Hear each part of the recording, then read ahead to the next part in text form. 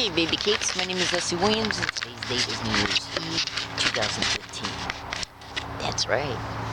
Hold in. Now, I just got done taping up some odds and ends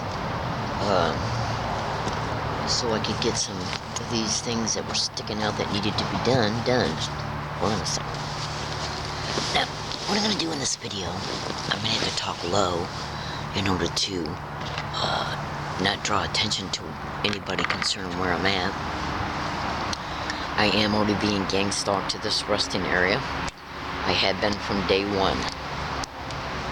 Now, the reason why I'm making this video is because I think it's imperative for targets of gang stalking who might not have went real deep down the rabbit hole. Hold on just 1 second, okay? Just 1 second.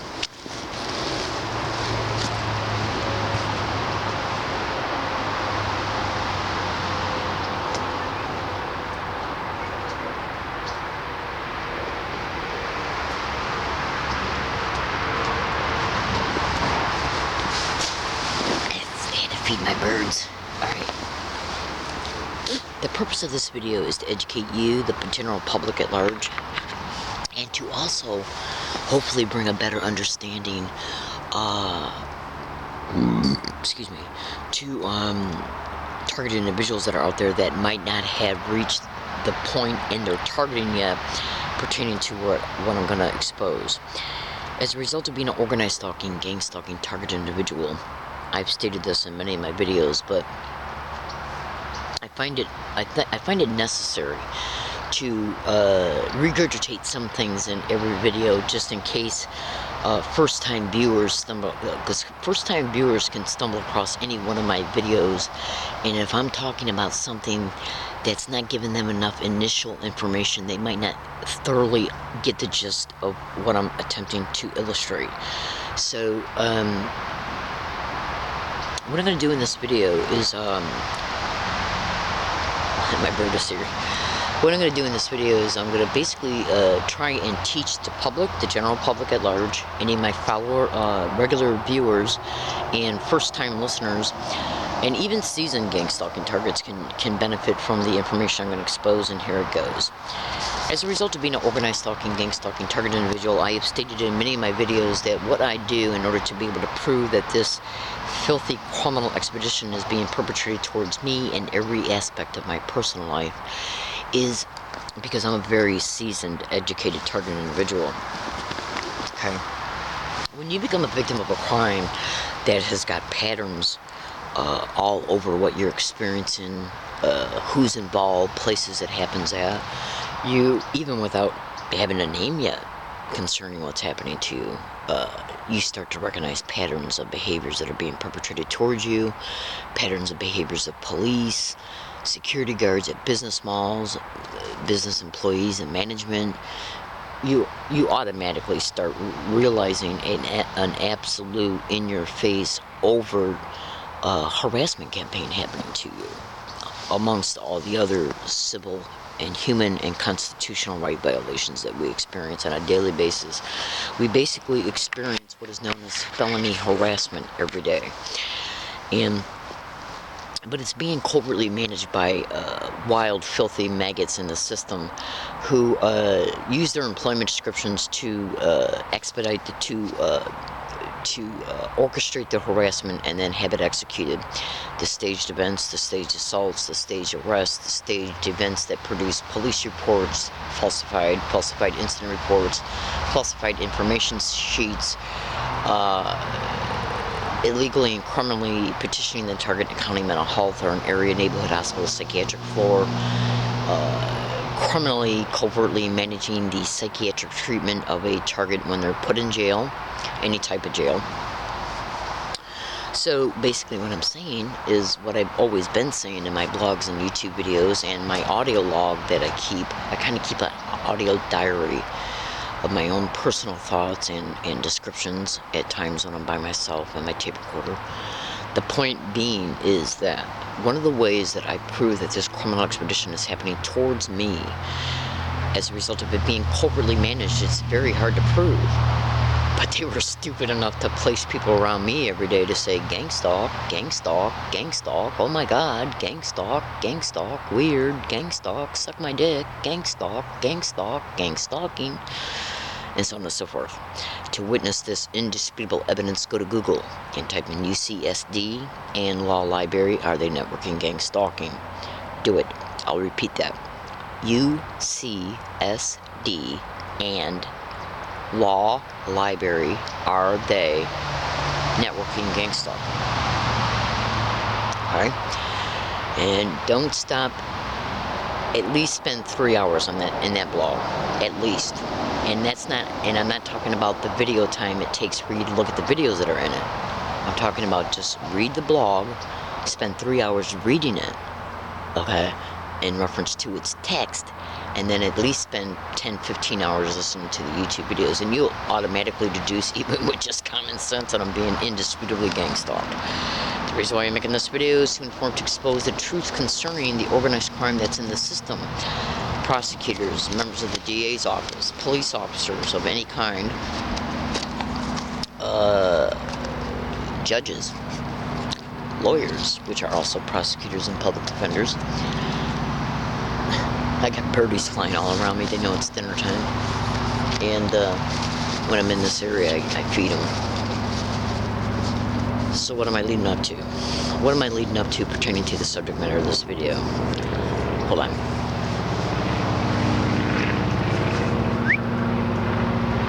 Get out of here. Oh, you probably have noticed in some of my videos that I got a bent finger. This occurred about a year and a half ago. I was at Walmart and I was trying to use one of my it's one of those multi-tool things that you use, and it's got the little itty-bitty knife on it. I was trying to poke a hole in a leather belt that was holding up my bike basket, and it slipped off of it and cut my finger, cut the tendon, and it hasn't been the same ever since. Hold on. Stay with this video. Now, an organized stalking, gang stalking expeditions, which is nothing but a criminal expedition that is directly connected to organized crime in the system at the federal, state, and local level, at least. So, as a result of them using their employment descriptions to not only expedite their harassment and everything else and more, everything else that I've already described and more, basically what I'm going to do right now is expose to you how these filthy criminal maggots will continue to use the system and the target individual's homelessness as a way to, listen, whenever the government commits a crime towards you, like let's say, I don't know exactly if every one of the following crimes that I described to you have, see, we got government codes, penal codes, and civil codes in reference to our laws. Government codes, penal codes, civil codes, and statutes, and mandates, stuff like that. Okay, so sometimes when you have been a victim of negligence, gross negligence, conspiracy, whatever, stalking, police violence, falsified police reports, police act engaging in gross negligence of duty, especially if there's conspiracy involved. I've heard through the grapevine that certain types of these crimes, certain government crimes, okay, have a statute of limitations. Now, this is where it's going to start getting good, so listen carefully.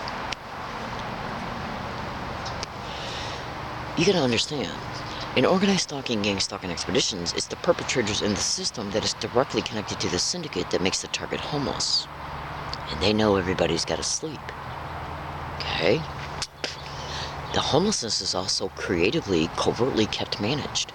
Now, I've talked about that in other videos, so you can look at the videos that are in that blog I've told you about, and you'll eventually stumble across the videos of me explaining how.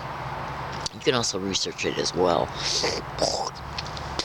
to get an in-your-face example of how they can covertly, creatively keep it managed once you're homeless is by going to Google and typing in Erica Dean Gilmore, okay, California target. She's got a PDF file on the internet. I think the PDF, you can type in Erica Dean Gilmore space Freedom FC HS, okay, .pdf. You'll find it.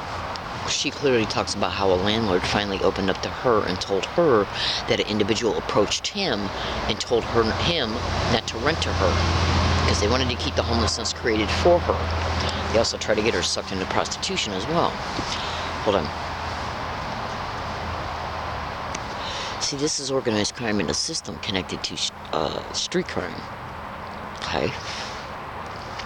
And they will use anybody and everybody. Neighbors, kids, teenagers, adults, senior citizens, the disabled, veterans. They will use anybody. Okay? And most of the people they're using don't even know what they're doing is gang stalking. Okay? I'm not talking about the ones, even, see, I'm going to interject this by a statement. You might think to yourself, well, I've already said that people are getting around me and repeating gang stalk, oh my god, gang stalk weird, gang stalk suck my dick. It doesn't mean that they know that gang stalking is a crime. They can be creatively lied to. Like, they could be told, this is a criminal, we're trying to run her out of town. So we want to make her feel ganged upon, and we want to let her know that she's being followed because we don't want her in our community. So we also want to make her think she's being stalked. So get around her and say gang stalk. It literally can be that simple. Go to YouTube and type in "listen to a stranger." Okay. All right. So what am I trying to lead up to here? Basically, what I'm trying to lead up to here is that specific types of crimes that organized stalking, gang stalking, target individuals can be experiencing, especially crimes that the government commits towards you in reference to your violations of your civil and constitutionally guaranteed rights and your human rights. Some of them do have 6 months, 8 months, 9 months, maybe even 3 months statute limitations. And they know it because they're in the system. This is where the prosecutors and the public defenders and their little DA office whores come into play at. And make no mistake about it, state attorney general's offices can be connected to these crimes as well. So they know the law. You gotta remember, they're using the law to vilify and completely destroy the target's life in reference to the illegal probate control, in reference to the staged arrest. So they know the law. Make no mistake about it. They use the law against the target. But they break the law every day. They're hypocrites. They're criminal maggots. Hold on. But they know what laws they're breaking, and they also know that these laws have a statute of limitation. So you may think to yourself, well, okay, why don't a target just go get a lawyer? Go to Google and type in how they will reroute the phone calls of targets that targets make to lawyers, law firms, the ACLU, Amnesty International, TV stations, news reporters, and so on. Google it and you'll see I'm telling you the truth. They will also reroute our emails for help. Now, it's already hard enough to get a lawyer's attention because when you could go to 15 law firms, their websites right now, and I guarantee you at least 13 to 14 of them will say call for a free consultation or send us a brief explanation of your legal complaint.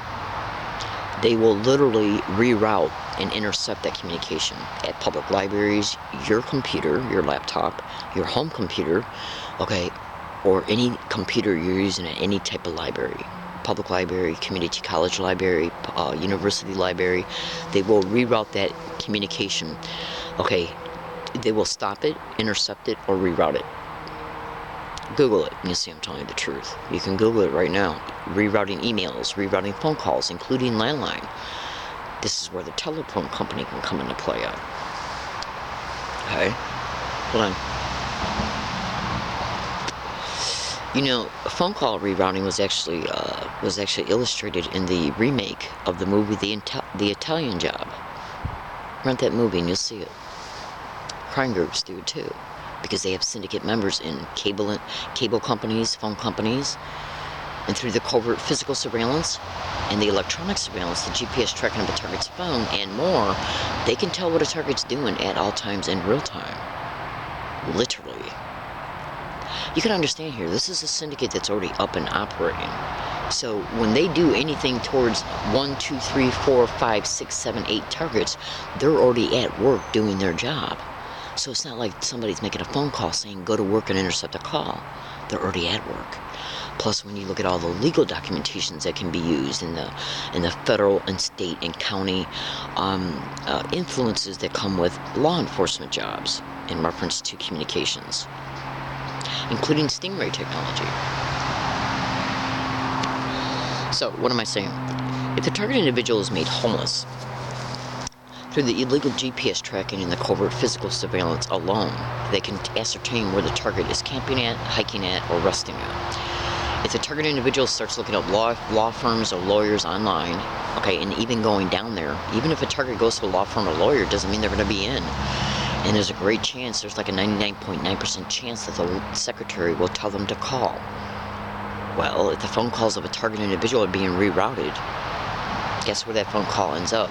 They'll even copy the voicemail of a law firm or lawyer, okay? Reroute the call to them and play that voicemail to make the target individual believe that they did get in contact with the lawyer and that the lawyer never called back. These are the literal scopes and depths of gang stalking. So, the target's trying to find a lawyer. They're dealing with these possible techniques while they're hiking, surviving the daily gang stalking, okay, which can include assaults, robberies, falsified arrest, okay, in between. And if the target individual starts getting really creative, maybe sending faxes, those faxes can usually be proven in court that they were sent. And if the lawyer is ever gotten a hold of and he says he never got that fax, boom. Okay? And trust me, these assholes don't like breadcrumbs. Okay? So here's the point I'm trying to make. If the target individual is homeless and they're GPS tracking their phone and engaging in covert physical surveillance, and they see through their internet activity that they're preparing to go to law firms and lawyers and making other types of trouble, what they will do is go to that target individual's camping area and they will engage in covert surveillance. They'll even wait until the target individual leaves the area and set up video and audio surveillance so they can see what the target individual is doing in real time, wait till that target puts up their tent, stage an event like an assault. And the assault can be so bad the target will have to call the police, or they can get a neighbor involved to call the police.